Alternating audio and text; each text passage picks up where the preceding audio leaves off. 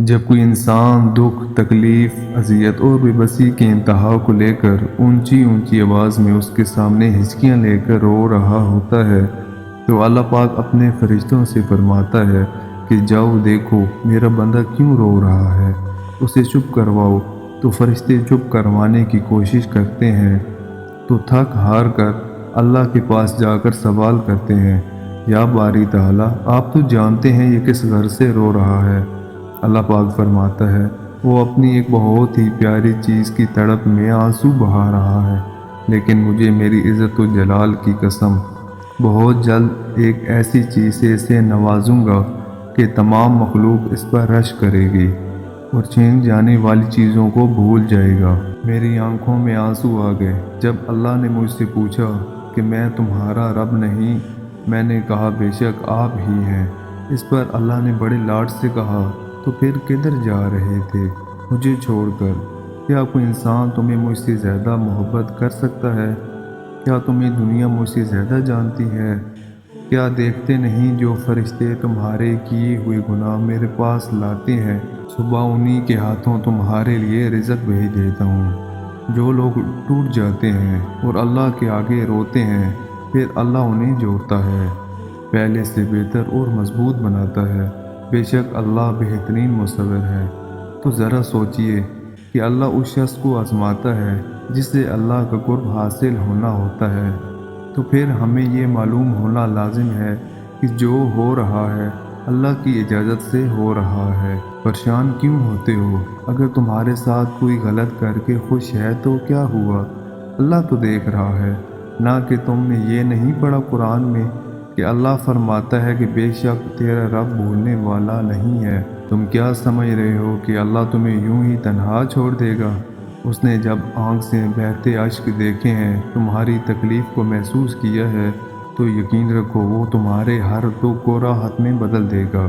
اپنے بندے کو ایسے ہی راہ میں نہیں چھوڑتا، وہ اپنے وعدوں کا بڑا سچا ہے۔ اللہ کو ہر وہ آنسو ہزار سمندروں سے زیادہ پیارا ہوتا ہے جو تڑپ کی انتہا کو پہنچ کے تمہاری پلکوں سے بہتا ہے۔ وہ دیکھتا ہے تمہارے ہر چھپے آنسو کو۔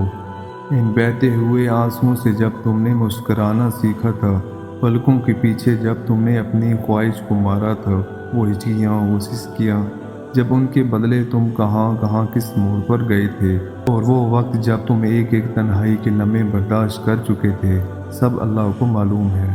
اللہ کی محبت اتنی خاص ہے کہ اگر انسان جائے نماز پر سر جھکا کر بیٹھا رہے، کچھ بھی نہ بولے، تب بھی اللہ کچھ لمحے کے بعد ایسا سکون بندے کے دل میں اتار دیتا ہے، لگتا ہے جیسے اللہ نے پریشان دل کو سمجھا دیا ہو کہ میرے بندے نا امید نہ ہو، میں سب ٹھیک کر دوں گا۔ اگر اللہ تمہاری خواہش کے مطابق دینا شروع کر دے، یقین جانو کہ تم پھر بھی خوش نہ رہ سکو گے۔ انسان بڑا ناشکرا ہے، وہ تمہیں اپنے قریب لانے کے لیے بس آزمائشوں سے گزارتا ہے۔ دیکھنا بہت جلد اللہ تمہارے لیے ناممکن ذریعوں سے مدد بھیجے گا۔ اللہ کی قسم، اللہ کی تقسیم سے اختلاف رکھنے والوں کا مقدر زوال ہوتا ہے، سکون سجدے میں جا کر ہی ملتا ہے جب یہ دل نڈھال ہوتا ہے۔ ہمیں اس سے پہلے اللہ کی جدائی کا خیال کہاں آتا ہے؟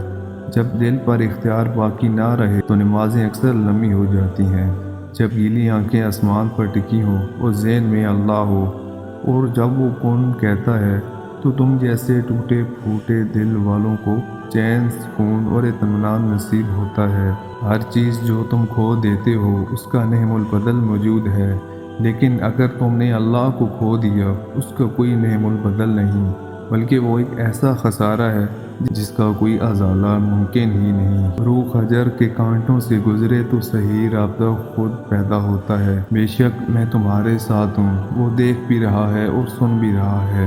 جب دل ٹوٹ جاتا ہے تو کوئی راستہ، کوئی چیز، کوئی بندہ جوڑ نہیں سکتا، لیکن ہمیشہ یاد رکھیں کہ آپ کا رب ہمیشہ آپ کے ساتھ ہے، آپ کو دیکھ رہا ہے، آپ کی پکار سن رہا ہے۔ قرآن پاک میں اللہ فرماتا ہے، دیکھ رہے ہیں بار بار تمہارے آسمان کی طرف منہ کرنا، تو ضرور ہم پھیر دیں گے اس کی طرف جس میں تمہاری خوشی ہے۔ دنیا مکافات عمل ہے، کسی کا صبر ضائع نہیں جاتا۔ یقین رکھیے اللہ نے صرف اس دنیا میں بلکہ آخرت میں آپ کے ساتھ کی گئی ایک ایک زیادتی کا بدلہ لے کر رہے گا۔ وہ بے شک بہترین بدلہ لینے والا ہے۔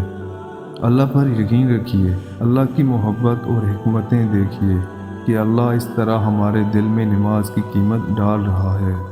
اللہ پاک ہمیں اپنے پاس لانا چاہتے ہیں، بس اللہ پاک پر یقین رکھیں۔ اللہ کی ذات سے دعا ہے اللہ پاک آپ کی اور میری تمام پریشانیوں کو دور فرمائے، آمین۔